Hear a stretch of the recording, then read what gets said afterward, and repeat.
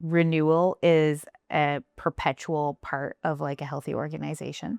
Having healthy processes by which we evaluate where we're at and connect to what's going on around us, and in a way that's adaptive and responsive to our living reality.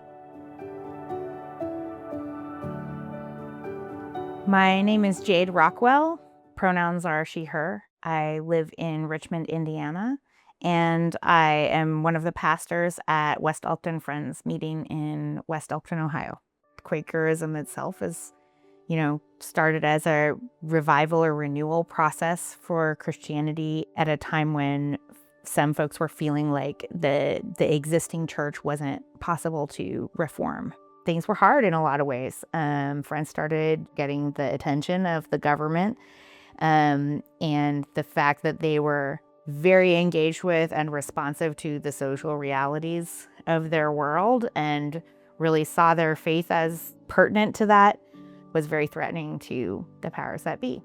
We went through a period of persecution, and that persecution changed a lot of the approach and the ways that we were doing things. Then we kind of got into the quietest period. We turned a lot more inward, a lot more individual, and the Society for Friends became much more insular. So the idea that you would sit and wait to be totally clear that something is from God before you would do anything in action is something that was very important to the quietists, important for survival, to not make a misstep.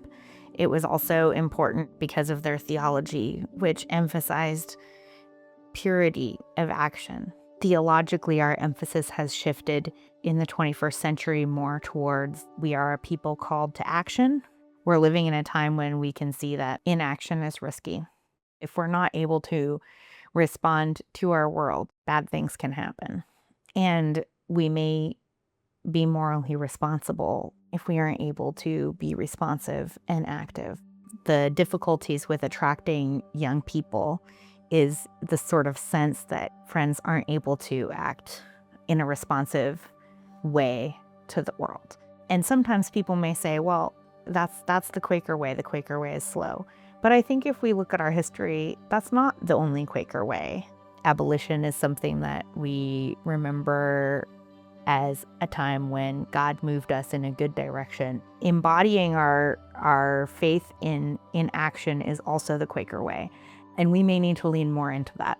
So Quaker Connect is a new project of FWCC America's Friends World Committee for Consultation. We're working with monthly meetings and local churches to engage in practices together and in our local communities that connect us more deeply and more relationally to our neighbors, as well as connecting to the wider Quaker tradition through these cross-cultural relationships. We do that through doing experiments, trying to carve out space where our meetings can take their risk of trying something that they don't know how it will turn out and know that they'll be safe, and that at the end of it, we can go back to the way we did things before if we want to, but maybe we won't want to. I think one of the things that our meetings and churches have struggled with as they get more mature in their life cycle is how do you still hold space for that present action of the Holy Spirit. That's becoming harder and harder because our world is moving at such a fast rate now. It's like we're being bombarded with all of these conditions. How do you, be responsive enough to deal with that even on a personal level? So we need to find practices in our meetings that allow us to do that. And ideally, we want to do that in balance with the practices that also provide some stability and infrastructure for our meetings to continue over generations. We provide meetings with spiritual accompaniment through the process. They support the meeting as an outside and neutral person who can help that discernment stay grounded in the spirit and in what's authentic to who that meeting is. When we don't exercise our activity, we start to feel more and more safe in action.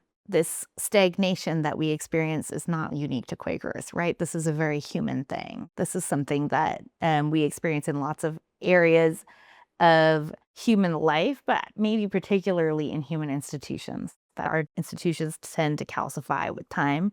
Sometimes they reactively shut down creative solutions or innovations that may actually be the way forward. But one of the amazing things that institutions can do is that if they figure out a way to hold space for that creativity and innovation in life to continue, they can actually live a lot longer than any of us can. And that could be pretty powerful and a pretty good way for God to work in our world over generations. Thank you for watching this episode of QuakerSpeak. If you like this episode, please leave a comment and a thumbs up so we can reach even more friends. For more videos, click this playlist here. To subscribe to QuakerSpeak, click this here. And to support us, click here. Thank you so much for watching. Happy Friday.